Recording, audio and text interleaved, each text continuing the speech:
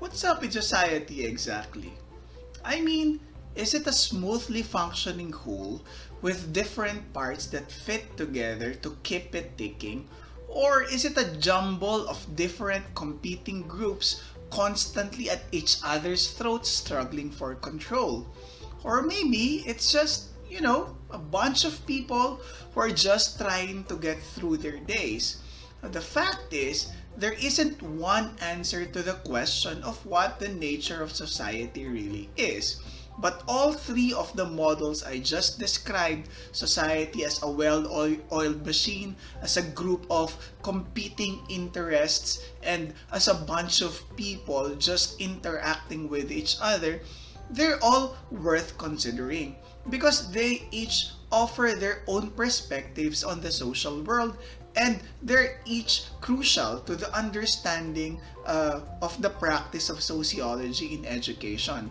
In this video, we will talk about the major sociological paradigms on education. A paradigm is basically a model for how you think about things, a set of concepts and theories that frame your perspective on a certain topic, whether it's psychology, public health, or the essential nature of lugaw. And in sociology, theoretical paradigms are key. These paradigms are the fundamental assumptions that sociologists have about the social world, the ones that guide their thinking and research. And that might sound kind of prejudicial at first, like you're going into the study of society with certain biases in mind. But you need the assumptions that these paradigms provide because raw facts don't interpret themselves. Paradigm is the connective tissue that bridges the connection between raw data and critical thought. Raw facts are things like the unemployment rate as of February 2021 is 8.8%, or that 10 people died by suicide in Zamboanga City, or several netizens criticized the national government's policies in handling COVID-19. By raw, I mean that these facts are just simple descriptions of empirical reality, and they don't come pre-interpreted. Is 8.8% an acceptable unemployment rate? Is this an indication that the government is doing an excellent job controlling COVID-19, or should we be trying to lower it? Are suicide cases rising in Zamboanga City as noted by our mayor? Or are online classes really to blame? And do people who criticize the government disrupt the order of society, or are they just struggling for their own interest? But the important thing to understand is that however you answer these questions, make some assumptions about the social world. The other important thing is that those two different answers will be useful in different situations for answering different kinds of questions. For instance, if you are trying to understand how and why society can hold together at all, then looking at people criticizing the government as sign of strain or disruption might be more useful. But if you're trying to understand why people protest, then trying to understand how they are pursuing their interest might be better. Now, all this might sound kind of unscientific. After all, physics don't need interpretations at all. Neither does math require multiple perspectives, but actually they do. All scientific disciplines makes assumptions about the world, and all scientific disciplines use different perspectives depending on the question they're asking. All sciences ask different kinds of questions and have different assumptions for answering them, and raw facts always need some kind of perspective in order to make them useful. Now, if you want to talk about the different kinds of questions and perspectives of sociology, a good place to start is the fact that sociology looks at society at all levels, at all scales, from huge to tiny. In other words, sociology is concerned with both the macro and the micro. An orientation towards the macro means looking at the big. When sociologists ask questions at this level, they're taking a broad focus, looking at the large-scale structures that shape society. Macro questions are things like what caused the transition from face-to-face to online classes, or how does poverty impact educational achievement? Or does extending ECQ without mass testing and vaccination result in lower COVID cases? An orientation towards the micro, of course, means looking at the small. These questions are concerned more narrowly with the interactions between individuals. Asking things like, do teachers talk to students of different social status differently? Or how do the members of a certain online class build a group identity? Now, it's worth noting that these orientations aren't completely separate, because again, the big and the small are always connected. Asking how teachers talk to students of different social status is a micro question, but it also helps us begin to understand the macro level pattern of financial disparity in education in the Philippines. Likewise, asking about how an online class builds its identity could have macro implications, because it could help explain how large Facebook groups are reproduced and maintained. Now that we understand a little more about the different scales that sociology work on, we can turn to its main theoretical paradigm, of which there are three. There's structural functional, conflict theory, and symbolic interactionism. Let's start with structural functionalism, which originated with a French sociologist named Emile Durkheim. Durkheim imagined society as a kind of organism with different parts that all work together to keep it alive and in good health. Of course, things could go wrong, but this was always imagined by Durkheim as a malfunction, an illness, or a deviation from the normal functioning of things. So, the structural functionalist perspective makes this same basic assumption. Society is seen as a complex system whose parts work together to promote stability and social order. And these different parts of society are social structures, relatively stable patterns of social behavior. For example, Durkheim was extremely interested in religion, and also in the division of labor, or how tasks in a society are divided up. And these structures are seen as fulfilling certain social functions. For instance, the family in most societies fulfills the function of socializing children, teaching them how to live in that society. And social functions come in two types: manifest and latent functions. Manifest functions are intended or obvious consequences of a particular structure, while latent functions are unintended or unrecognized. For example, we often think of the purpose of school as providing children with knowledge. That's their manifest function. But school can also help socialize children. They can have, and historically have had, the additional purpose of creating workers who listen to authority and hit deadlines. That's a latent function. Now, along the functions, we also have social dysfunctions, which is any social pattern that disrupts the smooth operation of society. The shift from face-to-face to remote learning is a powerful driver of continued education in the midst of the pandemic, which is a useful function. But it's also a destabilizing force. Teachers and students are placed in environments they are not used to almost overnight.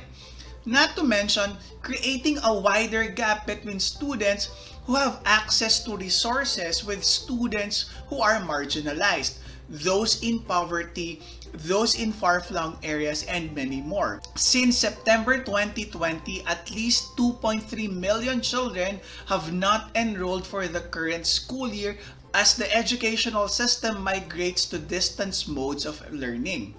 And this brings us to one of the problems with structural functionalism. Since it sees society as fundamentally functional and stable, it can really be bad at dealing with change. It can be bad at providing good explanations for why such changes happen. And it can also interpret bad things in society as having positive functions which should therefore not be changed. To take an extreme example, a structural functionalist view might imagine that poverty and oppression, although harmful to people, is functional for society because it ensures there are always people who want work. Think of the movie Snowpiercer, where Earth's remaining people are stuck inside a perpetually running train. Everything from controlling population to child labor to feeding the poor with protein bars made of cockroaches are deemed important and necessary to keep the train running. So, this view might see any attempts at alleviating poverty as being potentially damaging to society. It's in eras like this, however, where conflict theories shine. In contrast to structural functionalism, conflict theory imagines society as being composed of different groups that struggle over scarce resources like power, money, land, food, or status. This view takes change as being fundamental to society, constantly driven by these conflicts. The first conflict theory in sociology was the theory of class conflict advanced by Karl Marx. This theory imagines society as having different classes based on their relationship to the means of production, things like factories and raw materials. Under capitalism, the two classes were the capitalists or bourgeoisie, who owns the means of production, and the workers or proletariat, who must sell their labors to survive. Marx saw this conflict between classes as the central conflict in society and the source of social inequality in power and wealth. Conflict theories do not believe that public schools reduce social inequality. Rather, they believe that the educational system reinforces and perpetuates social inequality that arises from differences in class, gender, race, and ethnicity. When functionalists see education as serving a beneficial role, conflict theorists view it more negatively. To them, educational systems preserve the status quo and push people of lower status into obedience. The fulfillment of one's education is closely linked to social class. Students of low socioeconomic status are generally not afforded the same opportunities as students of higher status, no matter how great their academic ability or desire to learn. Picture a student from a low-income family who wants to do well in online classes. They live in a small studio-type apartment where he does not have a designated study area. He attends online classes in the living room where her mother, who was laid off from work because of the pandemic, is now supporting the family through online selling of second-hand clothes, sort out her goods. On a Monday, he is assigned a paper that is due on Friday. Every evening, he has to help his mother display their goods, contact customers who expressed intentions to buy their goods, and record their contact details and addresses. After live selling, which ends at around 10 p.m., they have to pack their sold clothes and have them shipped the next day to the consumers. By Thursday, the only day he might have available time to work on that assignment, he is so exhausted he can't bring himself to start the paper. His mother, though she'd like to help him, is so tired herself that she isn't able to give him the encouragement or support he needs. And since English is her second language, she has difficulty with some of his educational materials. They also lack a computer and a decent internet connection, which most of his classmates have. So he has to rely on the tablet he shares with his sister for access to technology. As this story shows, many students from low-income families have to contend with helping out at home, contributing financially to the family, poor study environment, and a lack of support from their families. This is a difficult match with educational systems that adhere to the traditional curriculum that is more easily understood and completed by students of higher social classes. Such a situation leads to social class reproduction, extensively studied by French sociologist Pierre Bourdieu. He researched how cultural capital, or cultural knowledge that serves metaphorically as currency, alters the experiences and opportunities available to French students from different social classes. Members of the upper and middle classes have more cultural capital than do families of lower class status. As a result, the educational system maintains a cycle in which the dominant culture's values are rewarded. Instructions and tests cater to the dominant culture and leave others struggling to identify with values outside their social class. The cycle of rewarding those who possess cultural capital is found in formal educational curricula as well as in the hidden curriculum, which refers to the type of non-academic knowledge that students learn through informal learning and cultural transmission. This hidden curriculum reinforces the position of those with higher cultural capital and serves to bestow status unequally. Conflict theorists point to tracking, a formalized sorting system that places students on tracks that perpetuate inequalities. While educators may believe that students do better in track classes because they are with students of similar ability and may have access to more individual attention from teachers, conflict theorists feel that tracking leads to self-fulfilling prophecies in which students live up or down to teachers and societal expectations. To conflict theorists, school play the role of training working class students to accept and retain their position as lower members of society. They argue that this role is fulfilled through the disparity of resources available to students in richer and poorer neighborhoods as well as through testing. Conflict theorists see education not as a social benefit or opportunity but as a powerful means of maintaining power structure and creating a docile workforce for capitalism. Predictably, conflict theory has been criticized for its focus on change and neglect of social stability. Some critics acknowledge that societies are in constant state of change but point out that much of the change is minor or incremental, not revolutionary. Although conflict theorists often focus on social change, they have, in fact, also developed a theory to explain social stability. According to the conflict perspective, inequalities in power and reward are built into all social structures. Individuals and groups who benefit from any particular structure strive to see it maintained.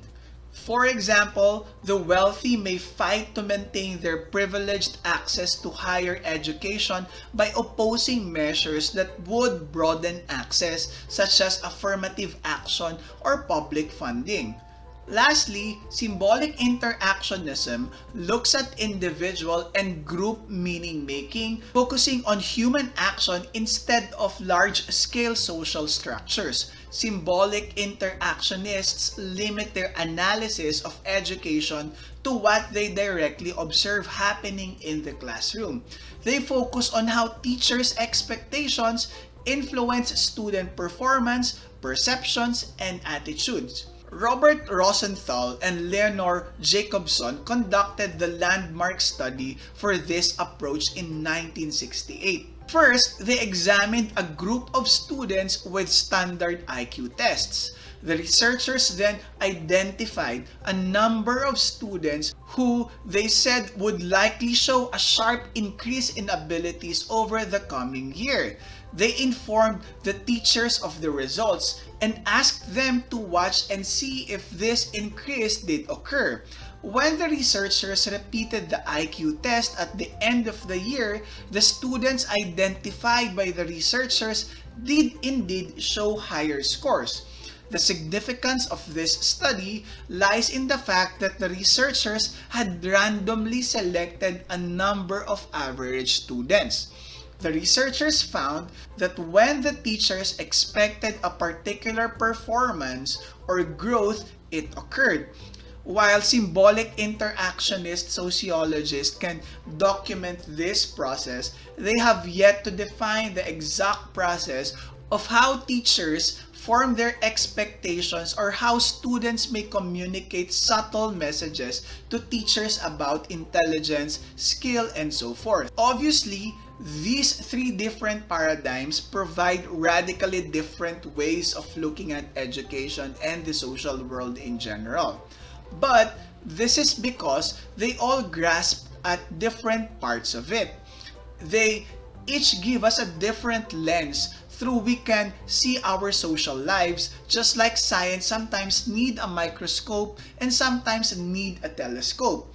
All these lenses are important and yes, necessary for the investigation of sociological questions in education. Today, we discussed what theoretical paradigms are and talked about in depth about the macro-micro distinction.